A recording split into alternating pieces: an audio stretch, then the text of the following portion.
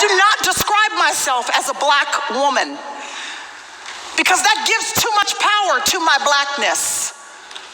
I don't want black, my race, to be the describing adjective, the defining adjective of who I am as a woman. I am not a black woman. I am a Christian woman who happens to be black. Okay, I definitely have something to say about this. I am a black man who is a Christian. Notice what I said. I am a black man who is a Christian. This woman, I get what she's saying, but that's not correct. It's funny. If you're listening to this, pastor, or evangelist, whatever you go by, you described yourself as a woman. Obviously, people see that you are, but you left out black. God made both. I don't understand why you can't just say it. Yeah, I could get it that you are not a National Socialist, which I'm not either. But to describe your blackness as something that's abhorrent, yeah, that's not cool. I don't worship anyone except for the Most High. And yes, I am a Christian, by the way. And, to talk about my theology is another subject. But God is not one to make you hide from what he made you to be. Nothing's wrong with being black. And it's dangerous when you use words like this because people grow up hating themselves within this Christianity. Now, I'm one of those people, I'm probably a rarity, and I know I'm not the only one, that has no problem recognizing who God made me to be. Body, soul, and spirit. That's a trinity. I am one. I'm Tawad, as we say in our Tawahido tradition. And as Muslims actually will say as far as God as well, even though I am not a Muslim, but they use the word Tawad, which I am a Tawahido Orthodox Christian. Now, let me tell you guys who's listening this. This is a recent phenomenon. Keep in mind, there have been many African descent people that have named where they're from. And in the Bible, it has nothing to do with shaming where you're from. It's celebrated. It's celebrated in a sense of diversity and unity as well with others. When you look at the people in the upper room, they came from everywhere. When you look at the Ethiopian eunuch, God named all of these people.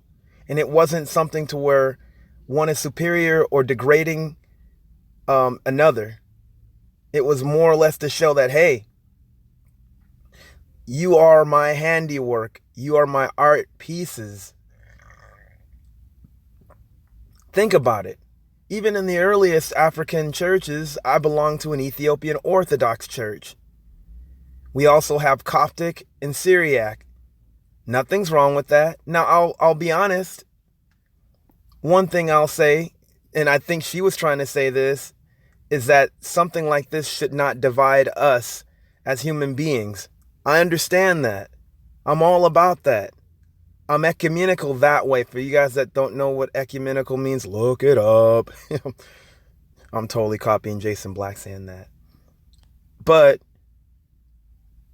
it should not be an anathema either when it comes to mentioning who God made you to be. You mentioned that you're a woman a few times. Why mention that if you can't mention being black? If you're just a Christian? That doesn't make any sense to me. And even in our early Afro-American tradition of church, we've also had Abyssinian church, African Methodist church. We named our churches. It doesn't mean that it was exclusion, but God has his way of having things communicated to different people. Now, even though I grew up in a non-denominational Protestant church, and later converted to Orthodoxy. It's a long story of how that even happened. I still recognize that my parents always taught me to be proud to be a black person. You know, I am a child of God, I'm black, and I'm a man. That to me is a trinity. That's all one. That's what I am. I have a whole thing about different triunal examples, y'all. And that could be a whole nother video within itself, but I just gave you 2 of them, at least. This pastor definitely, yeah, she did not do right by saying this. To think, Christianity already has the stain of slavery to many black Americans, and it has the stain of imperialism to like a lot of other people.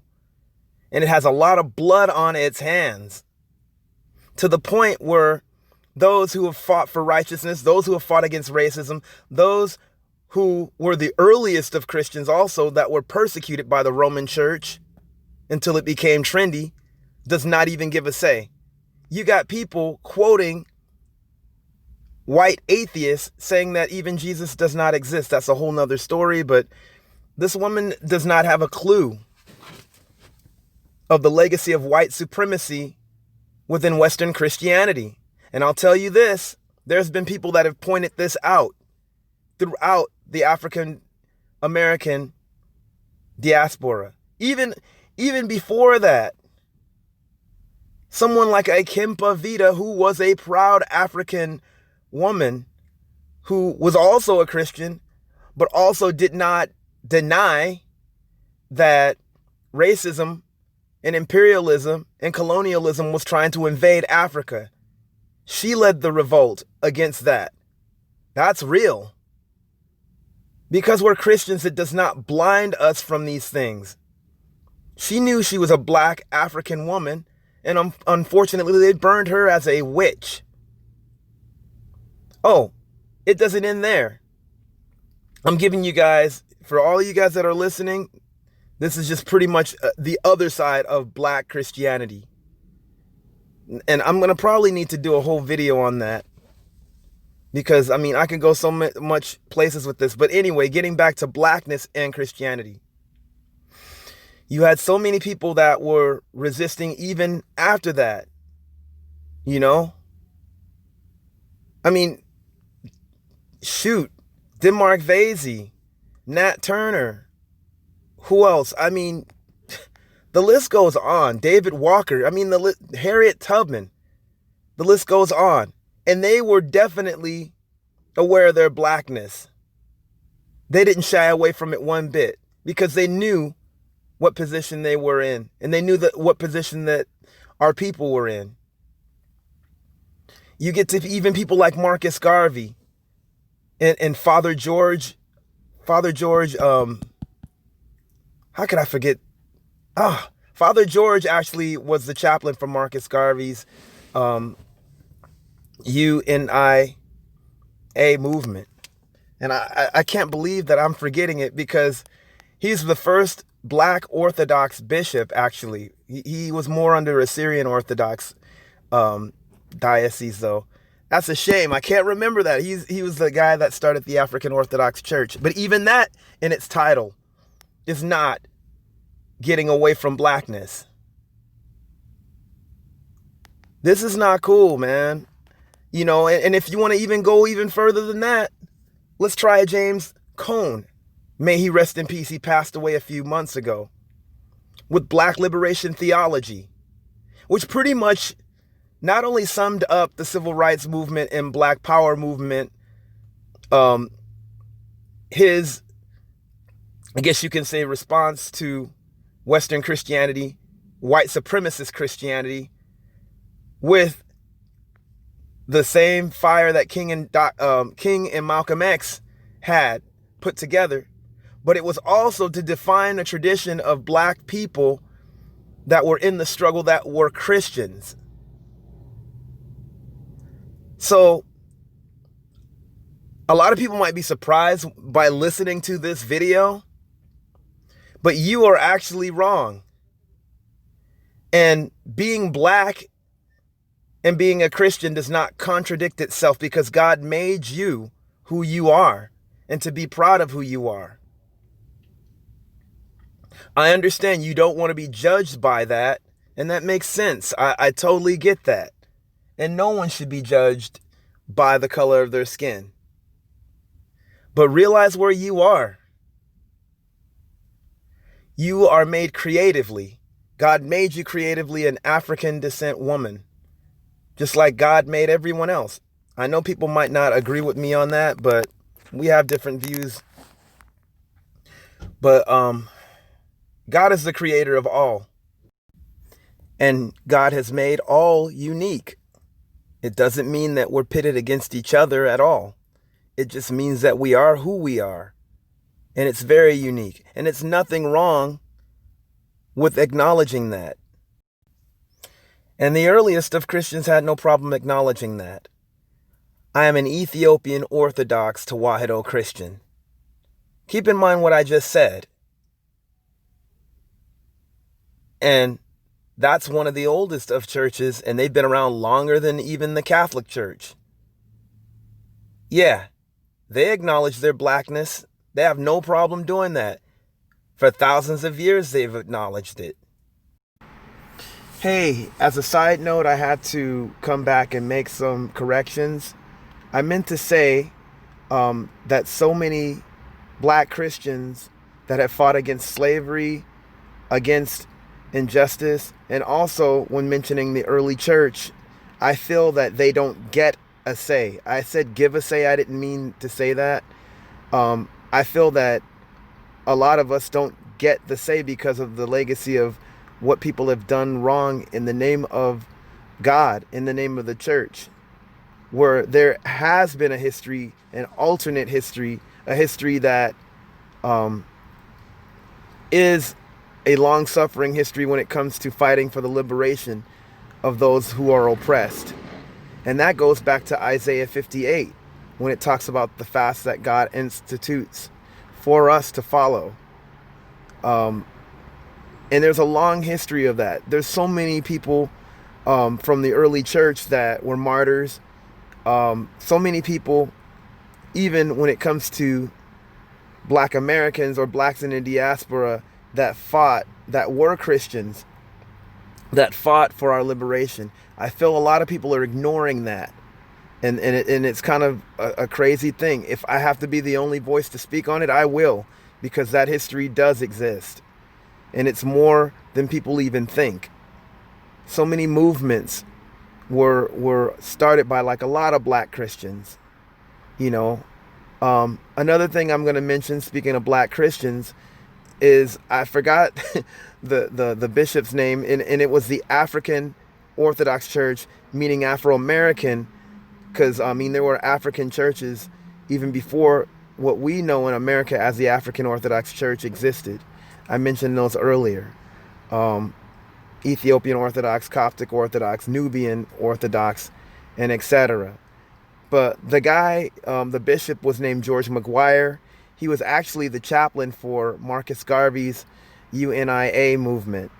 He was a part of that. So anyways, with that, I'm going to leave you with James Cone's, something that James Cone said in his description of what black liberation theology is. And I'm going to do a separate video on James Cone as well, because he had just passed some months back. But check this out. King interpreted the gospel in such a way in which the blackness of his identity was not at the center. Malcolm, a Muslim, rejected Christianity because it did not address his blackness. So, I wanted to address my blackness, but yet at the same time, I was a Christian. I was born a Christian. I couldn't leave that. That faith was the center of my life. But the way in which that faith had been interpreted in the seminary, and also generally in the dominant interpretation of it in America, which King largely adopted, also had a white Jesus.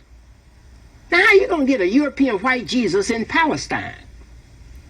You can't get that. But with white theologians, you can get almost anything out of Jesus. So they had reinterpreted Jesus so he looked like them. So I wanted to bring the blackness of my identity together with the faith that I had learned in the church. And it was that brought me to want to interpret the Christian gospel. So, in black theology, which I developed, the blackness in that phrase comes from Malcolm X. The theology in it comes from Martin King. So I bring Martin and Malcolm together, the civil rights movement and the black power movement together, in order to develop a black theology of liberation.